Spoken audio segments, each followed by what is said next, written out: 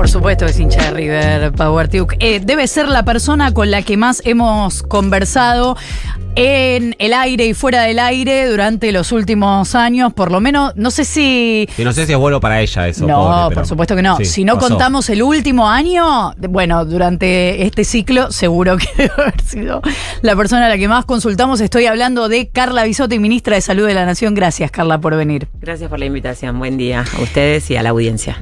Ahora retranca, ¿no? Bueno, comparado con un poco más. Comparado con... Quiero hablar de lo que pasó esta semana, que fue la reglamentación de la ley de cardiopatías congénitas. Que nos cuentes un poco qué significa esa ley y que además había generado tanta controversia al momento de ser aprobada porque La Libertad Avanza no la había apoyado porque tenía que hacer una inversión el Estado. Así exactamente fue. Nosotros en Argentina y en el mundo, las cardiopatías congénitas son un problema para la salud pública, son una causa de mortalidad infantil importante. En 2008, Argentina decide tener un programa nacional de cardiopatías congénitas, empieza a trabajar con el Garrahan como cabecera de esa red para el diagnóstico oportuno, precoz, durante el embarazo intraútero y en el caso de la detección, la derivación a un centro de alta complejidad y ese trabajo en red que lidera el Garrahan y que trabaja con todas las jurisdicciones para el seguimiento, ¿no es cierto? Si es quirúrgico o si requiere algún tratamiento, pero ya identificarlo y tener todo ese abordaje integral que requiere un bebé con una cardiopatía congénita y toda su familia, ¿no es cierto? Tiene más riesgo de tener infecciones, tenemos que tener controles específicos y en muchos casos la cirugía. Ese programa es muy importante, fue avanzando cada vez más y bueno, lo que pasó ahora fue que se sancionó la ley, se promulgó y esta semana el lunes anunciamos la reglamentación, el decreto reglamentario para asegurar ese programa con rango de ley, ese derecho y que digamos no corra ningún riesgo. Lo mismo está la ley del plan Remediar también, lo mismo sucedió con el programa de vacunas que también fue ley, reglamentamos la ley. Como vos decís, La Libertad Avanza votó en contra porque representaría un gasto para el Estado y que digamos de eso se tiene que encargar cada uno libremente, individualmente y lo que hace este plan justamente es que de 1.000 niños y niñas en lista de espera para cirugía cardíaca, ahora tenemos 0 listas de espera y que la mortalidad por malformaciones congénitas y por malformaciones cardíacas disminuyó a la mitad de 2008 a 2021 de alrededor de 1.400 a 1.200 y de 800 y pico a 530. Carla, ¿qué es lo que cambia? Perdón, Florcita, pero ¿qué es lo que cambia con la ley que se pasa de la existencia de una lista de espera a la nulidad de lista de espera? No, en realidad no es por la ley, es por el programa. Lo que hace la ley es asegurar ese programa, digamos, que no venga alguien y diga que es un gasto para el Estado y que lo puede sacar. Una ley lo obliga a dejar. Es una discusión en materia de salud si se invierte para prevenir, entonces después no hay un gasto. Entonces hay como una discusión respecto de dónde se pone la plata, si antes o después. Sin lugar a dudas, la promoción de la salud, la prevención y digamos, muchas inversiones después evitan costos de atender gente enferma, pero también, digamos, desde este espacio político, desde nuestro lugar, al no ver la salud como un negocio, como un mercado, digamos, hay, digamos, roles del Estado que aunque no sea, digamos, una inversión que te dé ganancias, tenés que estar, que es atendiendo a los bebés que tienen una cardiopatía congénita, en cualquier rincón del país, que no sea que si no tenés o una prepaga o plata para poder pagar esa intervención o ese seguimiento, que no es solo la intervención, es un seguimiento a largo plazo, es una mirada integral, son controles, no puedas tener acceso a la salud. Carla, durante tu gestión, que me parece que una cuestión medio colateral de lo que fue la pandemia, se empezó a hablar mucho más conscientemente y mucho más frecuentemente de salud mental. Las propias características de uno de los candidatos a presidente que tiene la Argentina, estoy hablando de Javier Milei, no quiero tampoco hacer un enigmático, hizo que por su forma de hablar, por determinadas gestualidades, por determinados modos, volvió esta cosa de diagnosticar por televisión, digamos, desde tu lugar, digo desde el tratamiento más puro del debate y no la cuestión netamente electoral. ¿Tenés alguna mirada, alguna evaluación de el tratamiento que se le dio a la salud mental en el marco de la campaña? Mirá, la verdad que es un tema bien complejo y delicado. Lo dijiste vos, siempre criticamos los diagnósticos de salud mental por televisión y me parece que no es algo para hacer en función de lo que dice la ley, en función de quienes venimos trabajando en ese tema en relación al estigma, la discriminación y sobre todo al desconocimiento de cualquier diagnóstico por televisión. Distinto es que alguien opine o pueda transmitir que, digamos, para presidir un gobierno hay que tener templanza, hay que tener tolerancia, hay que tener cierta estabilidad emocional sin hablar de un diagnóstico de salud mental. A mí me parece que habría que dividir esos dos digamos, ejes que son totalmente distintos. Una cosa es diagnosticar a alguien o reírse o generar, digamos, estigma, discriminación y me parece que ese no es el camino. Y otro es decir que algún candidato u otro tiene, mucha más tolerancia, templancia, estabilidad para poder discutir un proyecto, no enojarse, disputar ideas y enfrentar una situación de muchísimo estrés y de muchísima necesidad de consenso. Son dos cosas muy distintas. De hecho, perdón, Florita, pero me acordé de... miren lo que voy a citar, Viviana Canosa... habló para justificar su ahora nuevamente inclinación en favor de Javier Milei, después de que lo haya apoyado durante muchos años y después le haya soltado la mano cuando de su canal le pidieron que deje de hacerlo. Citó a un psiquiatra, que no recuerdo su nombre ahora, pero la explicación de Canosa fue: bueno, yo hablé con un psiquiatra que me dijo que entre un psiquiátrico y un psicótico, identificando a Milei como el psiquiátrico y a Massa como el psicótico, es mejor votar un psiquiátrico porque un psiquiátrico se lo puede medicar. Digo, para tener en cuenta el contexto de lo que se está todo debatiendo. Diagnosticado en la tele. Sí. No lo había muy escuchado. bueno. No, menos mal. Sí, te agradezco que me lo digas. Carla, yo sé que ya no se usa más hablar de la pandemia, pero, y además porque ya son recuerdos horribles para todos, pero en ese momento se hablaba del análisis de la situación con la poca información que teníamos. Ahora aparece a la distancia un poco más de información, sobre todo de cómo cada país abordó esa situación, y algo que se hablaba mucho ya hacia el final de la pandemia era que la Argentina estaba midiendo bien sus números, digamos, los resultados de lo que había pasado y esta cuestión de el exceso de mortalidad que suele calcularse todos los años en todos los países y que cuando ocurre una pandemia a veces el exceso de mortalidad está comprendido, en el exceso de mortalidad está comprendido lo que sucede a partir de la pandemia. Ahora con estos números, ¿se puede evaluar un poco mejor el lugar de la Argentina y el modo de la Argentina de calcular eso en la región, sobre todo? Sí, claramente 2 o 3 cosas. Primero, lo que sucedió fue la crisis humanitaria más importante de los últimos 100 años. Nunca ningún país pudo haber salido bien de ahí. Falleció gente que no se hubiera muerto si no hubiera estado esta pandemia y hubo exceso de mortalidad en todos los países. El exceso de mortalidad es las muertes, en un año las muertes en exceso en un año comparadas con los 5 años previos, el promedio de los 5 años previos. Que parecen no tener una justificación de la habitual. Y eso sucede cuando hay una catástrofe, digamos. Y, ese exceso de mortalidad, una de las cosas más importantes es si se explica por COVID o no. Y eso es lo que te mide, no solamente si la cantidad de muertes en exceso fueron mucho más que la de los años anteriores, sino además tu sistema de vigilancia, que es que si esas muertes se explicaban por COVID porque estaban notificadas en el sistema de vigilancia. Entonces Argentina tuvo un exceso de mortalidad en los 2 años, más difíciles de la pandemia, mejor que algunos otros países que tenían sistemas de salud y economías más robustas y, del promedio hacia abajo con nuestra región.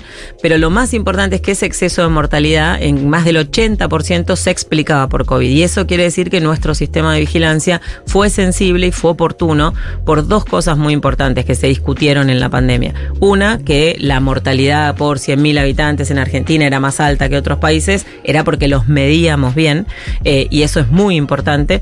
Y la otra es que esa decisión y ese trabajo, que no fue fue solo el gobierno nacional, sino de todas las provincias, en cada hospital que cargaban los casos y las muertes, fue muy importante para tomar las decisiones que tomamos basadas en la evidencia local en función de la vacunación, de diferir la primera dosis, de intercambiar esquemas, de ver cómo iba el tema de las medidas de contención para retrasar primero que llegara el virus y después que ingresara la variante Delta en un momento donde estábamos avanzando con la vacunación, que fue cuando volvían viajeros de Europa, donde circulaba Delta. Esa medida hizo que en Argentina hubiera circulación de Delta, pero el impacto en la mortalidad no fuera importante porque logramos vacunar un porcentaje importante. ¿Podés hacer una breve comparación? Digo esto pensando que todavía se reclama desde algunos sectores y estuvimos guardados mucho tiempo. Si no, hace poco lo hablaba con Kicillof, que él decía que hay una sensación de que en la provincia de Buenos Aires hubo demasiado tiempo de gente guardada en la casa, cuando en realidad tenía que ver con distintas regiones de la provincia de Buenos Aires. Bueno, más allá de lo que cada uno evalúe, ¿puedes hacer una breve comparación respecto de algunos países de la región, de algunos países importantes, no sé, Brasil, Chile, Perú, incluso los Estados Unidos? Sí, decirte primero en función de esto del aislamiento, que ustedes se acuerdan que estaba DISPO y ASPO, el aislamiento y el distanciamiento, fue realmente a partir de mayo, junio, que el 85% del país pasó al distanciamiento y queda el aglomerado urbano más grande de Argentina y el quinto de la región, que fue el AMBA, con la disposición de aislamiento, y lo que fue pasando es que se fueron autorizando actividades. Entonces, en realidad no era que no podíamos salir de las casas, que había las actividades masivas. Entonces, esa parte comunicacional y ese decreto y esa normativa es la que da pie para decir la más larga del mundo. Entonces, eso también es importante. Y la otra cosa es que es muy difícil poner en valor lo que no pasó. Y la verdad que en el AMBA, sobre todo en el conurbano bonaerense, en los barrios populares de la ciudad de Buenos Aires, el riesgo de desborde del sistema de salud y de un disparado de la mortalidad y un impacto muy, muy grande en la salud estaba, y eso no pasó en nuestro sistema de salud dio respuesta. Entonces, eso es por un lado, y después los países, Uruguay y Chile, es muy difícil compararlo por la cantidad de habitantes que tienen y por pocas aglomerados urbanos, y Brasil tuvo una actitud y una decisión política de no dimensionar o subestimar la pandemia, y Estados Unidos tenía en ese momento a Trump y era muy dependiente de los estados. Eso también es importante. Algunos estados consiguieron vacunas, vacunaron, trabajaron muy muy fuerte, y otros también tenían una situación más negacionista.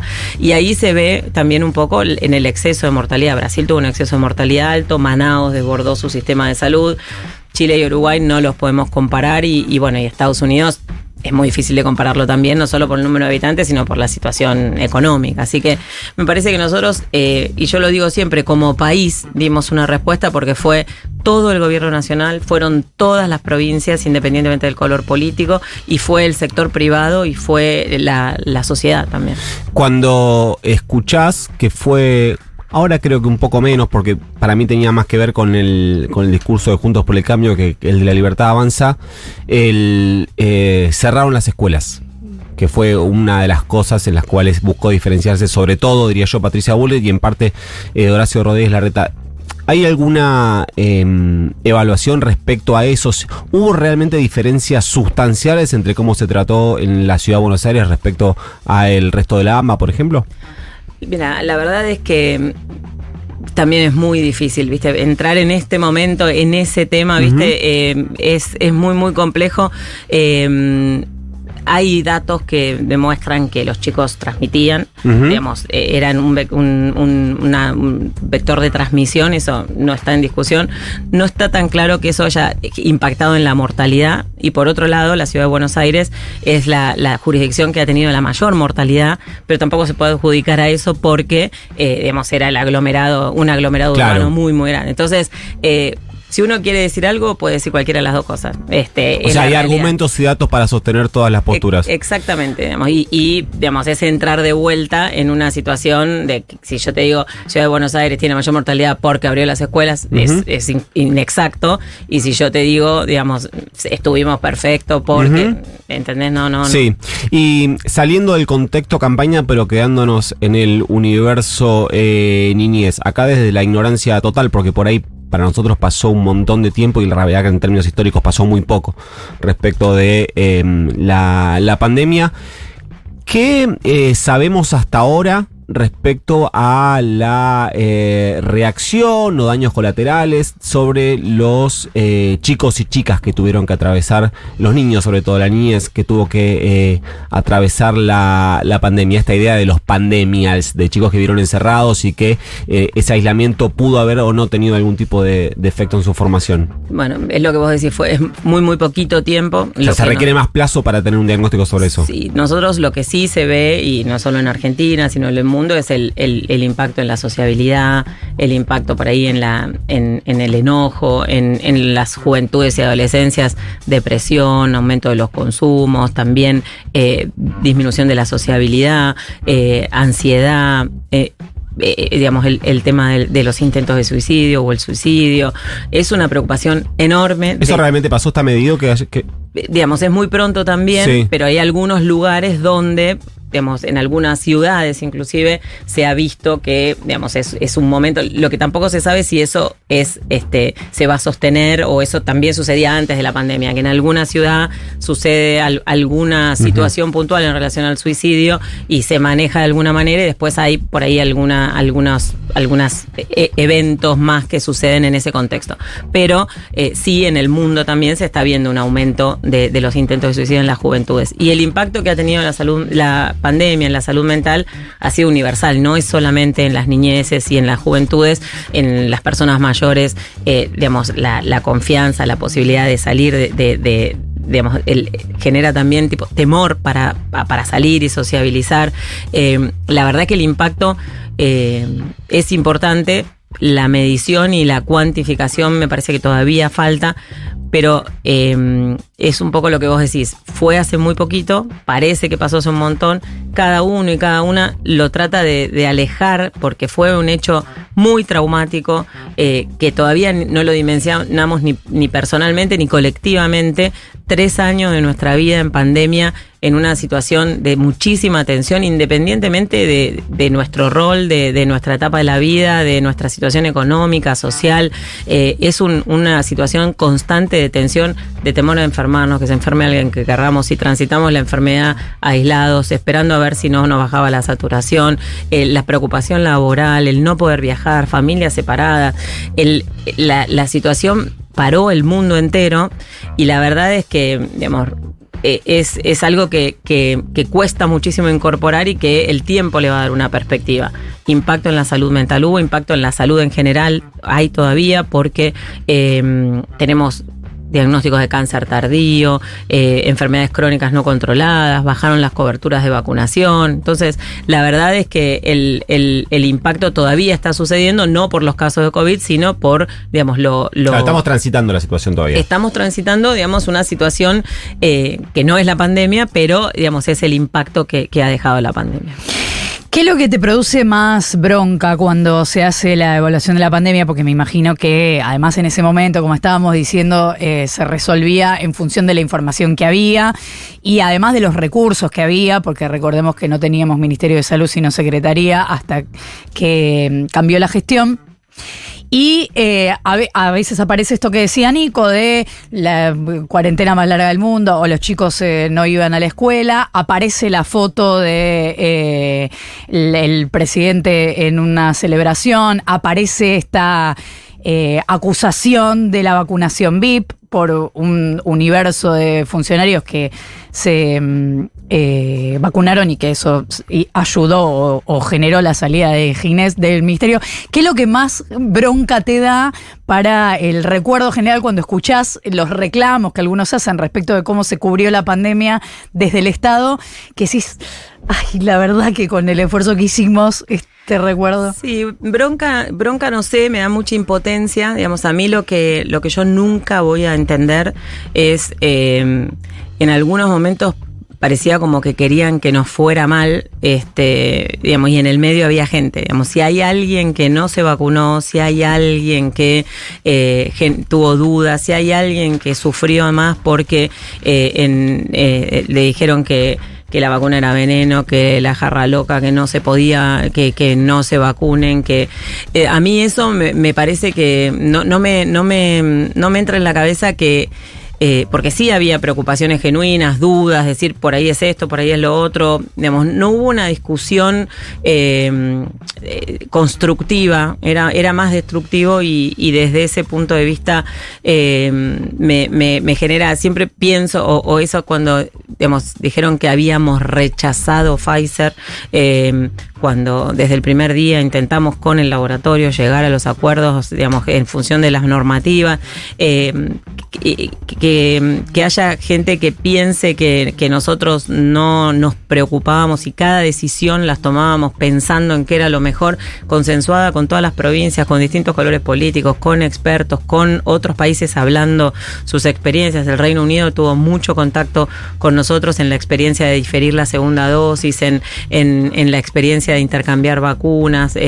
La verdad es que me genera esa impotencia. Después yo entiendo que, bueno, estando en este lugar, en este momento, son las reglas del juego, pero me parece que con el tiempo se va a dimensionar que hubo una pandemia y que no hay, digamos, un responsable de esa situación crítica. Muchas veces para justificar un dolor te tenés que enojar con alguien y en ese momento el que está más cerca o el que te da la información, digamos, esos reportes que dábamos todos los días, hay algunas personas que las enojaban muchísimo y otras personas que todavía hoy, yo voy por la calle y me dicen, en ese momento te escuchábamos a las 8 de la mañana. Entonces, me parece que cómo transitó cada uno la pandemia hace que focalice en quien era más visible, o con empatía y agradecimiento o con enojo, y después también, digamos, hubo errores, lo que vos decís también generó enojo y eso hay que hacerse cargo y hay que hacer la autocrítica también. Claro, nos quedan 30 segundos, pero me están preguntando oyentes y amigos respecto a la vacuna del dengue. Sí, la vacuna del dengue está registrada en Argentina, es una vacuna que son 2 dosis, que está registrada desde los 4 años, va a entrar en el sector privado ahora en noviembre, diciembre. Es una vacuna muy compleja para pensar en el sector público, todavía no tenemos una recomendación de nuestra Comisión Nacional de Inmunizaciones ni de la Organización Panamericana de la Salud, se está evaluando, porque no es que se pone en el calendario a los 2, 4 y 6 meses y ya está, sino que es una franja de edad enorme y es muy difícil ver dónde, porque si bien acá hubo dengue, o en algunos lugares hay casos de dengue, no es lo mismo que haya dengue importado, que haya dengue autóctono o que haya circulación sostenida endémica de dengue. Así que todavía falta para calendario. Y la última para cerrar, hubo debate esta semana, en realidad reclamo de algunas asociaciones por la falta de insumos médicos. ¿Está solucionado el asunto? Estamos trabajando desde hace muchísimo con la Secretaría de Comercio, con el Banco Central, con AFIP, con Aduana, con todas las cámaras y todas las empresas para poder, lo de las IRAs, las importaciones está, digamos, resuelto, ya está el circuito armado, estamos trabajando el tema de la liberación de los pagos de los insumos críticos y estamos trabajando también porque una vez que eso está resuelto entra, digamos, la especulación financiera. Nos importamos los insumos al dólar oficial y después guardamos los stocks para ver si aumentan los precios o lo queremos cobrar al dólar. Lo queremos, no, lo quieren cobrar al dólar. Me quedé pensando quiénes. No, estaba por eso, te vi la cara. Lo quieren cobrar, digamos, a los financiadores al dólar, digamos, más caro. Entonces, hay muchísimas esferas de intervención ahí. Lo que pasó con el yodo y los contrastes es que 2 de los 3 laboratorios, los 2 que son internacionales, uno cerró 2 meses para digamos, arreglar la planta y los 2 tuvieron inconvenientes con el acceso al yodo, no por Argentina, sino porque por el conflicto bélico el yodo se usa para digamos, fabricar cosas para la guerra. Entonces hubo una disminución del stock y el laboratorio nacional está aumentando la producción. O sea que ese problema no fue, digamos, específicamente por las trabas de importación. Estamos trabajando en ese sentido con las cámaras, con los laboratorios y con las pymes de Argentina. Estamos prioridad absoluta de economía y de comercio interior, así que en vías de solución. Se nos fue. Listo, tenemos que despedirnos entonces de Carla Bisotti, ministra de Salud de la Nación. Gracias por haber venido. Estamos además en YouTube. Esto va a salir en el YouTube de Futurock, así que después la transmisión limpiando la mesa. Y porque tiraste el agua, Roberto. Sí. Mira cómo le metieron la canción de River Plate a Carla Bisotti, que igual todos deseamos, por supuesto, que mañana Boca gane la Copa Libertadores. Creo que ya la ganó. Quiero decir, propietaria de tal vez los mejores stickers de River que estén circulando. Eso es verdad también. Eso es verdad.